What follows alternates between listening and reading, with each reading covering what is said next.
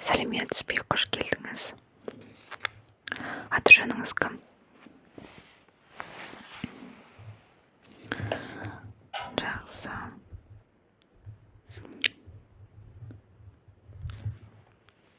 Иә, 11-ге жазылғансыз, білем. Есіме түсті. 11-ден 12-ге дейін жазылған екенсіз. Сізде қандай процедура? Мен мұнда жазбаппын. Енді менде клиенттер көп, сол үшін. Так, құлақ тазалау, иә, сізде. Жақсы.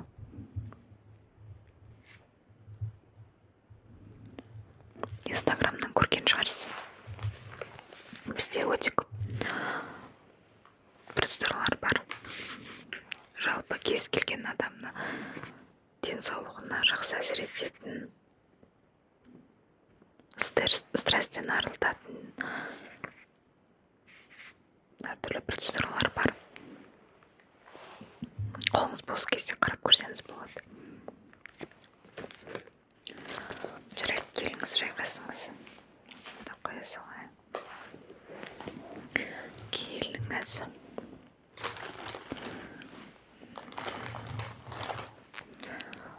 Так, сізде мына жерде. Қазір бізде барлығы таза, көріп тұрғаныңыздай. Қазір мен қолыма перчатки киіп жасаймын. Бізде барлығы өте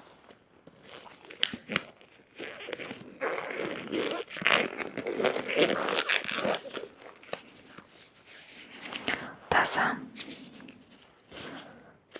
Санитарлық проблема жоқ, қойымдамасаңыз болады.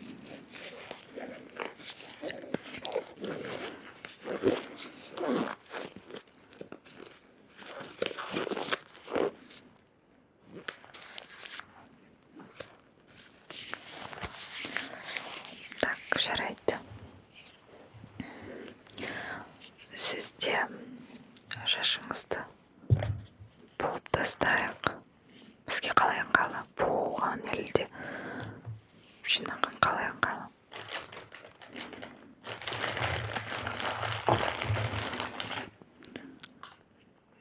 Өзіңіз білесіз, жарайды. Я лучше буып тастайық. Келіңіз. Шашыңызды бәрін жинап буып тастайық.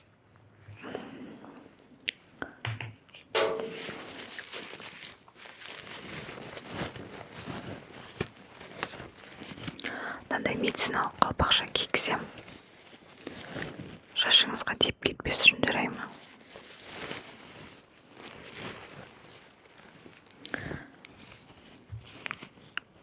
Еркін жатыңыз, көзіңізді жұмыңыз.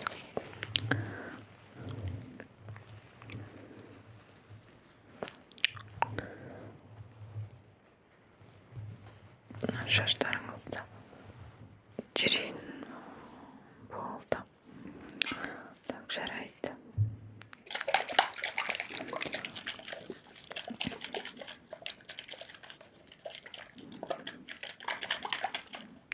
Жалпы құлақ тазалатуға барып көргенсіз ба? Бұрын соңды. Үй жағдайында өзіңіз қалай тазалайсыз?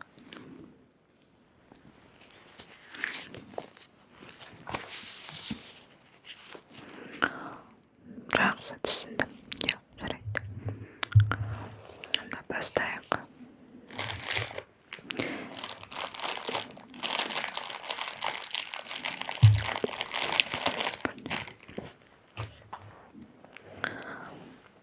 Еркін жатыңыз, көзіңізді жұмыңыз. Ештеңе уайымдамаңыз, қорықпаңыз, бұл ауыртатын процесс емес. Және құлақ демекші, мен сізге басымнан өткен бір құлаққа қатысты бір оқиғамды, опытымды бөлсем, бізге қызық болады деген ойдамын, жарай ма? Жақсы. Так, ең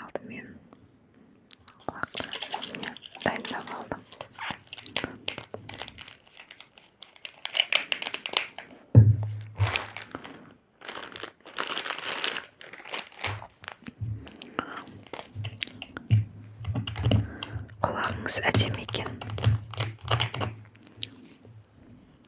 Мен өзім құлағымнан ұялатын болғандықтан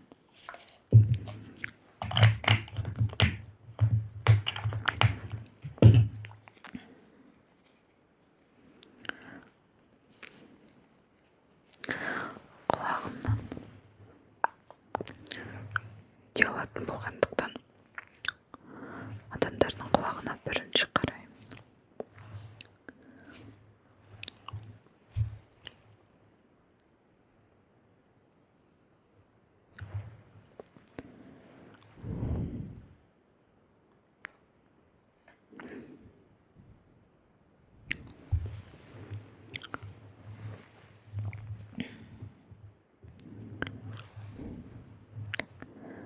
Мына жерде бір артық бір нәрселер көріп қалдым да, сол екі құлағыңызды салыстырып тұрғаным ғой, сол мынау деп, қалай деп.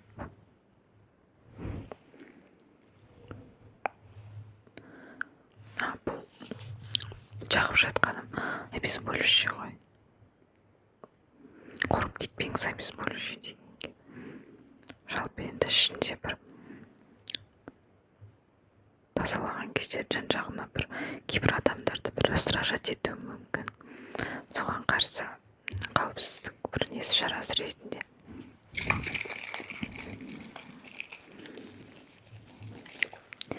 Мен құлағым үлкен, сол үшін мен құлағымды осылай мен үнемі жасырып жүремін.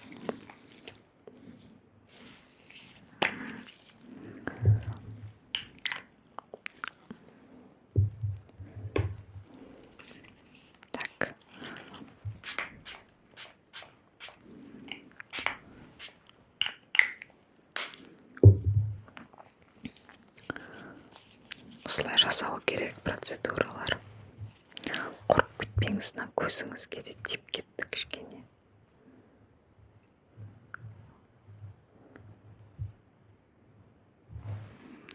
Шошып кетпеңіз, осылай түсіртіп өзім істеп отырамын, уайымдамаңыз. Енді құлағыңызды ашыңыз. Ашыңыз деген қалай кетті? Құлағыңызды маған қарап ыңғайлап отырыңыз. Негізі осылай ыңғайлы. Мен үшін осылай ыңғайлы. Кішкене еңкейіңіз. Былай. Қазір құлағыңызға тамызамын. 2-3 капля жетеді. Маған айтып отырыңыз, 2-3 тамды.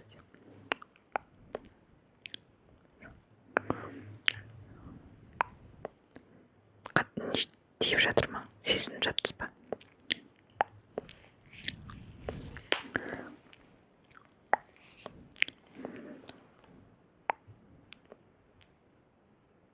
Соңғысы болсын. Даусыңызды естіп тұрмын ғой.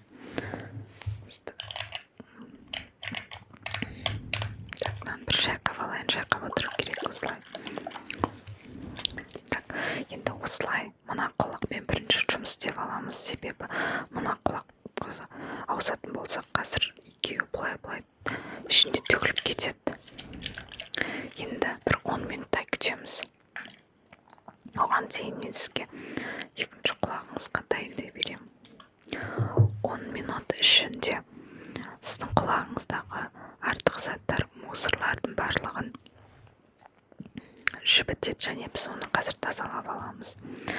Және осы жерде сізге бір нәрсе айтып кетейін құлаққа қатысты. Үй жағдайында құлағыңызды тазалағанда мұқият болыңыз. Жалпы бізде құлақта қатты бір проблема жоқ адамдарда. Біз жуынған кезде, душтан шыққан кезде құлағымызды жуамыз ғой. Сол кезде құлағымыздың іші су болып тұрады. Сол кезде көбінесе адамдар мынандай құлақ тазалағышты алып былай нетеді, қалай тазалайды. Ондай моментте олай тазалаудың қажеті жоқ. Себебі су тиген кезде ол өзі жібіп тұрған нәрсені мына нәрсемен біз тазалаймыз деп ойлаймыз да ары қарай итеріп жіберуіміз мүмкін. Мен нақты су мәселесінде айтып тұрмын. Суда басқа кезде емес. Басқа кезде мысалы арнайы нәрселер олар сыртқа шығартады бұлар. Ал су олай емес. Сол үшін құлақты тазалаған кезде абай болу керек. Құлаққа артық нәрсе тығып жүрмеңіздер. Бізде Алла жаратқан кезде керемет қылып жаратқан ғой, құлағымыздың ішіндегі мусорларды, артық қоқыс нәрселерді, артық заттарды өзі автоматы шығарады. Өзі. Сол үшін оны артық құлағымның іші толып кетті деудің қажеті жоқ. Бірақ бір арасында құлақты тазалап тұрған дұрыс, бірақ жиі емес, жиі үй жағдайында емес. Мен солай барлық клиенттеріме, пациенттеріме кеңес беремін солай. Жарайды. Ендігі мәселе құлаққа қатысты. Міндетті түрде құлақты жуған кезде жақсылап жуыңыз.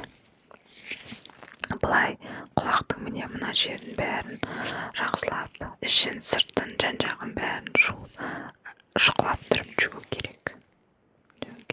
Мен неге өзімнің құлағыммен көрсетпей отырмын? Себебі өзімнің құлағымнан аздап ұялатыным бар. Атопластика деген естігенсіз ба? Атопластика деген бар қазір. Дамып кеткен ғой, қазір заман сондай. Сол атопластика естіп мен жасатып көрмекші болдым. Енді ол кезде біраз жастау кезім, әрі комплекстарымнан арылайын деген ойда ғой солай. Сонымен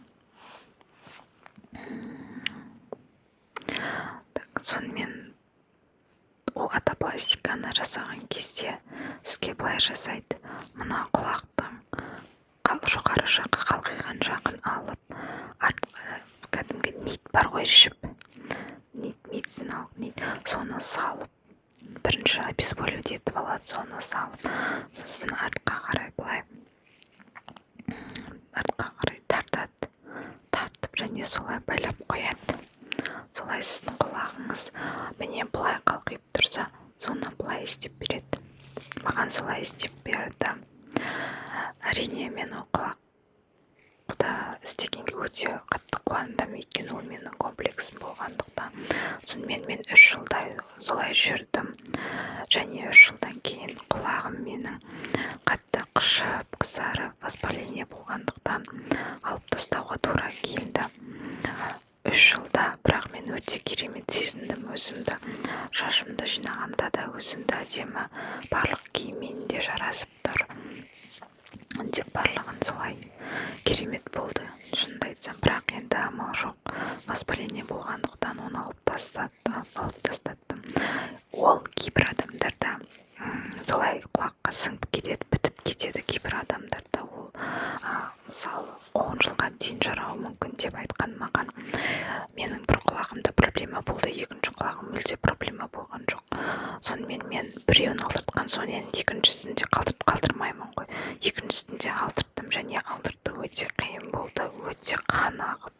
Міне осылай мен жұмысқа бара алмай, ешқайда шыға алмай, тек қана обработка жасап, перевязка жасап, солай жүрдім. Міне осындай нәрсе бар. Неше түрлі нәрсе бар негізі. Адамдарға бұл нәрсе бір ерсі болып көрінуі мүмкін, яғни не керегі бар оның, Құдай сені қалай жаратты, солай жүру керек дегенде. Бірақ дегенмен де кейде болады, бізде кейбір нәрселер бізді қатты ұялтады, және біз ол нәрсені түзеуге тырысақ, істеуге тырысақ, онда біздің өмірімізді 180 градусқа өзгертетіндей. Сол себепті мен пластикалық операция дегенге жалпы қарсы емеспін.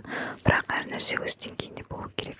Жарайды, 10 минут уақытымыз болды. Мен мына жерге қарап отырмын ғой. Бізде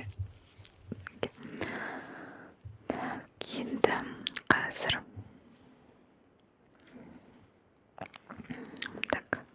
енді мынау бізде кәдімгі ухачисткамен тазалаймын. Сіз қорқып кетпеңіз. Ішіне кіріп кетеді деп уайымдамаңыз. Мен өзі қай жерге бару керек екенін білемін. Құлақ мәселесін зерттегенмін. Енді мен жалпы әртүрлі маманмын ғой. Кез келген сала бойынша хабарым бар, ізденемін міндетті түрде. Жай ғана ақшаны іздеу мақсатында емес. Сол үшін еркін отырыңыз. Жарайды. Так, бастайық. Так, мен аны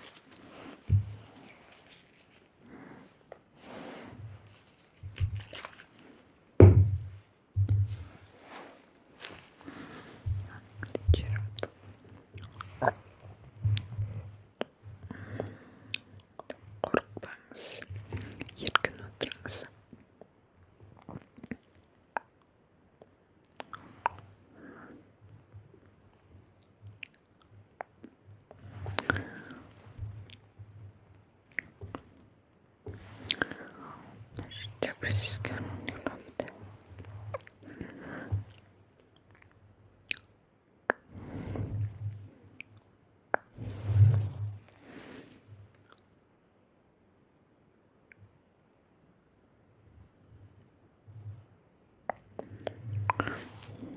Өзім осындай процесстерді жақсы көремін. Прям беріліп кету жасаймын.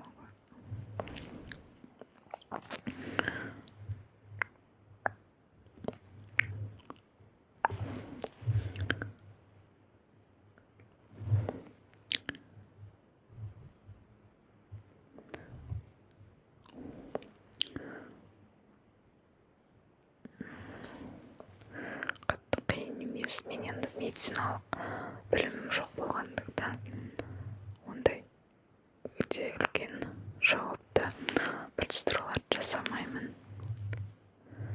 Оған лицензия керек. Онда лицензия менде жоқ. Сол себепті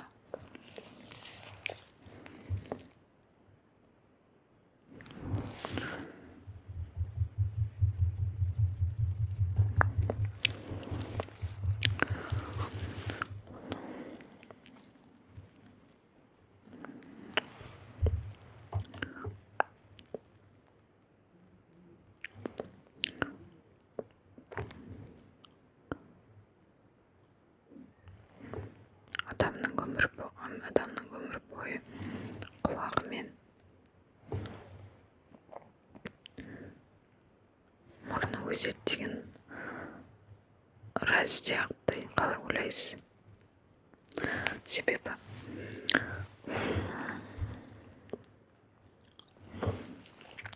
үлкен ата-бабаларымызды қарасақ, құлақтары прям ұзын, мұрындары ұзын болып кетеді шынымен де.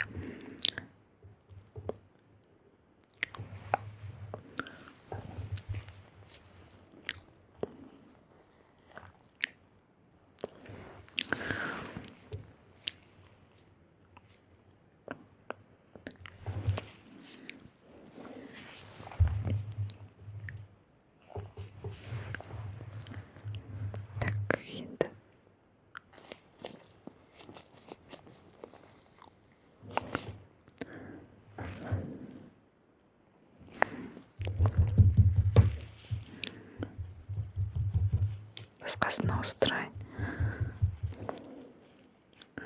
Құлағыңызда ондай қатты проблема жоқ, таза құлағыңыз.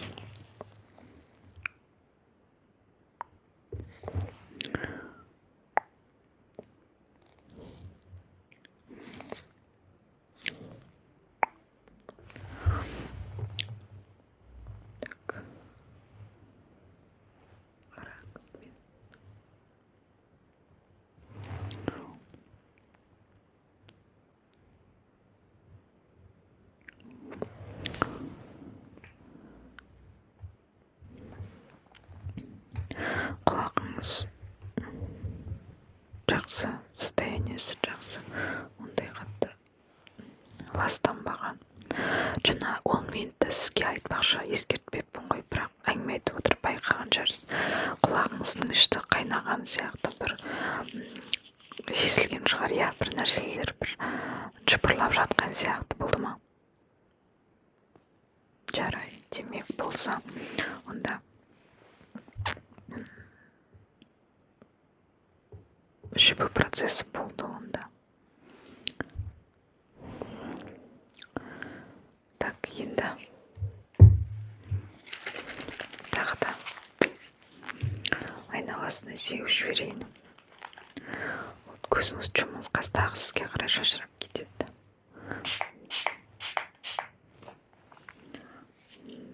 Қазір сүртіп жіберем, бетіңізді уайымдамаңыз.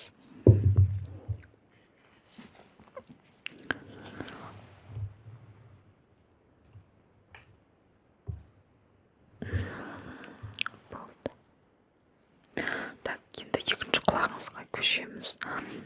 Сіз айбетпесеңіз мен су ішіп алайын.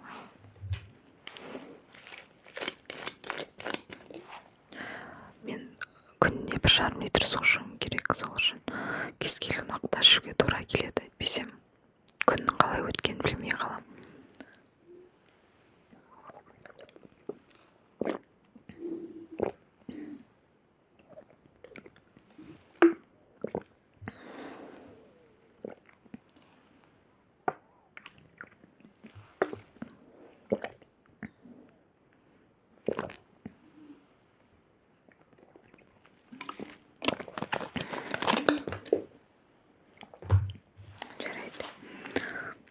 Түсіп кетті, қазір жаба салам. Жарайды, екінші құлағыңызға көшейік. Екінші құлағыңыз.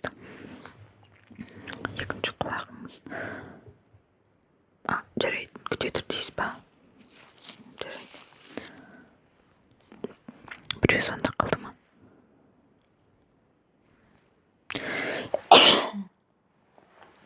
Кешірім сұрайым. Мен оған дейін сөйлесіп алыңыз, мен дайындай берейін.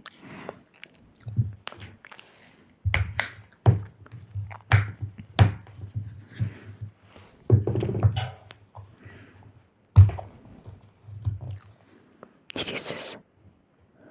Жұмысқа шақырып жатыр дейсіз ба?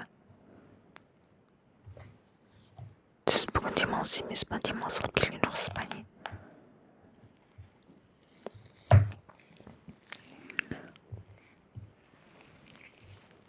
Енді не істейміз? Онда кету керек болса, онда аяқсыз қалдырамыз. Онда бір құлағыңыз, хорошо, что бір құлағыңызда біткен кезде хабарласты. Онда басқа күні міндетті түрде келіңіз. Қазір міне жарты сағат уақытымыз өтіпті, жарты сағат уақытыңыз бар. Бірақ оплатаны қайтарылмайды, оплата міндетті түрде қалған уақытысын басқа бір күнге қойып келу керексіз. Иә. Жарайды, келістік. Қазір мен сізді жазып тұрген.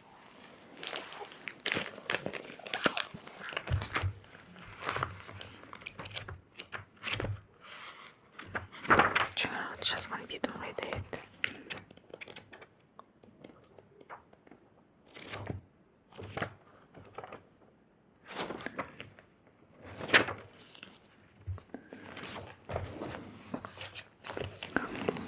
Так, бүгін бізде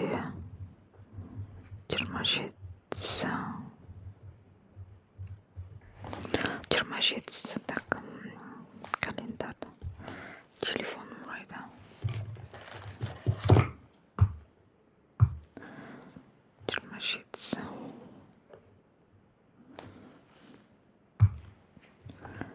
Отыз бір күні келе аласыз ба?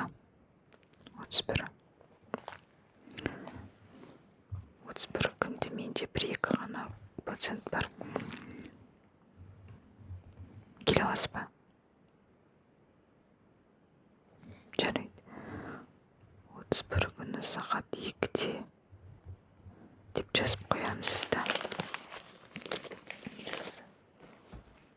Келіңіз, оған дейін айтпақшы, үйге барған соң инстаграмнан көрсеңіз болады ба, тағы қандай процесстер істеуге болады, иә.